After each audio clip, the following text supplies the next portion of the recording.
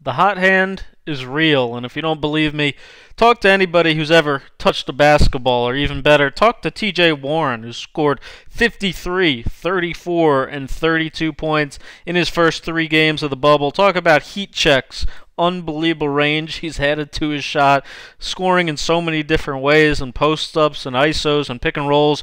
I'll break down all those ways for you and show you how he's become so dominant.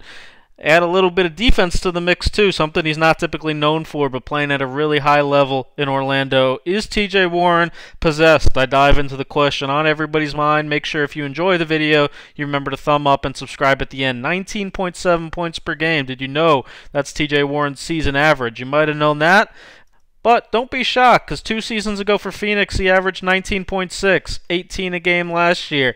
In addition, if you're shocked by his three-point shooting, yeah, he's shooting above 40% this season, but he shot 43% last season after nearly abandoning it for most of the first 4 years of his career. TJ Warren is a bucket, and people who really know and watch basketball have known that for a while. As a sophomore, he led the ACC with 25 points per game.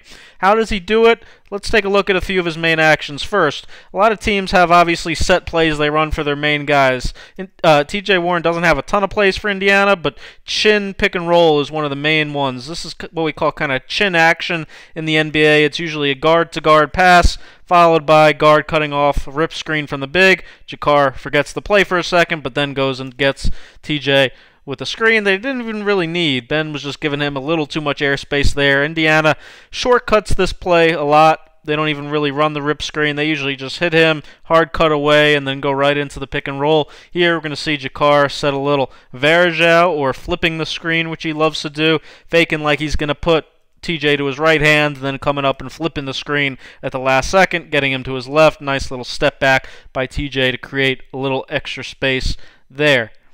We see it again here, and all he needs this time is one dribble going to his left. Feeling it. Not even much of a follow-through or anything. That's how you know when a guy is in the zone. Against the Wizards, again, Miles Turner here is going to flip it. How about a little hesitation at the three-point line? Put your head down, shot fake. Probably was an and one there, but he'll take the finish off the glass. Again, you see there's a main action for him when you're watching Indiana play. You have to be locked into guarding this play, defending this pick and roll well. You see again here, he doesn't even wait for the pick and roll. He's just going to jab right, drive left, and then he loves to get to the free throw line and flip up these little floaters. He's got probably the best touch in the league on these little floating runners and all this stuff. I remember this is how he really scored a ton in college and has been really good at it in the NBA as well. But if you haven't watched him, it's really wild to see him keep guys on his back and then just again flip that thing up from the free throw line. Has good touch, very good touch on it. Miles Turner is going to think long and hard about this one. Throw it back. Okay, 11 on the shot clock. Still being guarded pretty tightly. Doesn't matter. Again, when a guy's in a zone like that, hoop looks like a watermelon. What I really like studying him too, most of the stuff's in the flow of the offense. Besides that one play, most of the other stuff is just playing basketball. Handoff, go right into a pick and roll. Ben Simmons goes under. Can't go under him anymore. He's way too locked in for that. How about a drag screen in transition? Mo Wagner, professional flopper. Get off me. Again, Wizards, what are you doing? You scored 53 the game before. Stop going under, please. He's making threes off the dribble. We got to make these shots harder. At least Orlando went over the screen into a switch, but that still gave TJ tons of space for his mid-range pull-up. Pin down, spot up, another huge part of his game. You're going to see right here him go nice and tight off the screen. Little step back space maker against Ben Simmons. Bang. How about a little slip the high pick and roll into a pin down? Look at him do a great job running Ben shoulder to shoulder right here, right into the screen, brushing him off. Gets away with a little ridiculous travel somehow that they didn't see, but he'll take the 2 points. How about another one? Ben, let's run you off a stagger this time. Again, nice and tight to that floater. Again, he launches from the free throw line, gets undercut by Ben there. And the free throws, baseline out of bounds play they love to run. Have the guard come off initially the corner, as you see McConnell here, but then the real play is going to be this little mid kind of pin across the lane for TJ where he shoots that really well. Spot up, 14 of 23 from 3 in the bubble. Again, like I said, shooting over 40% from 3 this season. It's not new, but when a guy's locked in like this, you cannot give him open looks. Even these heat checks well beyond the three-point line, a good 5 feet behind the line when he catches it in transition. The guy is just getting it up. If you give him a clean catch, if he needs to create a little space, again, loves that little step back, quick and efficient with his footwork. TJ McConnell, one of my favorite backup point guards in the league, does a great job leading the team, getting guys involved, playing with good pace. This was a classic. How about, first of all, look at Pacers were down 8 with under 8 minutes to go to now being up 5 with over a minute to go. Heck of a swing there. But this is one of those, no, no, no, what are you doing shots? We're up 5 with a minute left and 18 on the shot clock. Okay, great shot. When he's feeling it like that, nobody had a problem with it then. And then I'd love to know if Nate McMillan really drew this up to a T. 6-second differential, game clock, shot clock, up 3. They run the small pick and roll to get the switch. Holiday's going to attack middle on the penetration. TJ Warren, we had him camping out basically at the 4-point line, 7 feet behind the line. Was such a groove that game. Again, just launching it, letting it go, no follow through. Bang. That's what you call that one. And then Indiana, again, within the flow of the offense. They're probably the best team in the league I've seen at doing this. They go dribble handoff. If you go under, it's pivot right back into an automatic rescreen. They do this better than any team in the league. Handoff, under, pivot, rescreen, forces the help to come in on Miles Turner's roll. Great hook pass by Holiday to get Warren that slot 3. No, it's not Groundhog Day, but if it looks familiar, same type action. This time Brogdon with the pass, same slot 3. Again, likes that spot on the floor. How about up at top? If you're going to back off him on the jab step, not much you can do. I put this clip in just to show he is human. He has missed shot. Not many. 47 of 72 overall in Orlando. And then cuts and general knack for the ball. They like to run this staggered screenplay again for him. And if you get up on the top side like Ben Simmons is here, he'll back cut it. Nice late pass, staying with the play by Aaron Holiday here.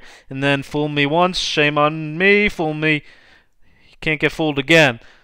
Ben Simmons, what are you doing? Can't have that twice in one game on the back cut. And then you see him here. He's going to work his way underneath. Good at moving without the ball. Moves underneath the basket in that dunker spot now as McDermott's going to drive it.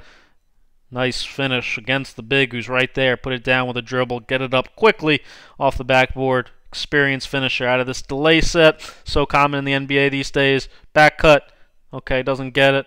I'm going to get into a post position.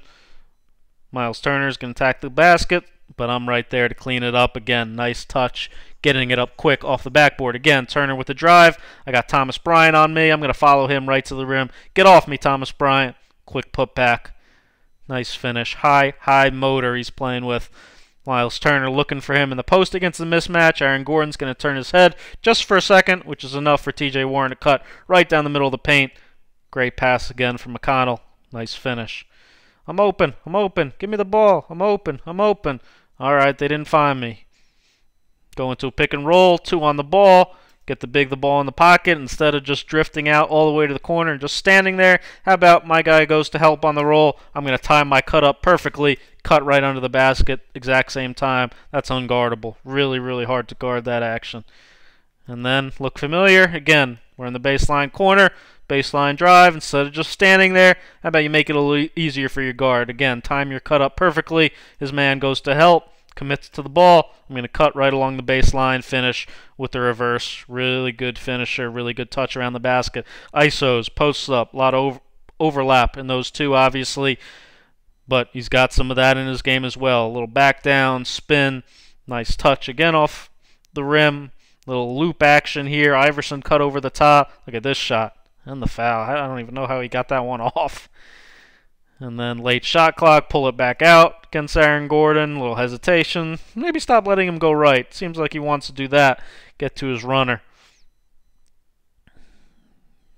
Talked about going right in transition. Again, runner. Make him go left. How about you try that next game? He's doing way too much of this. All right, at least here we cut off the right. Went into a Euro. Okay, and one. Maybe that's not going to work either. Post up in transition. Look at this move. Little Kawhi step to the middle. Little turnaround over that left shoulder.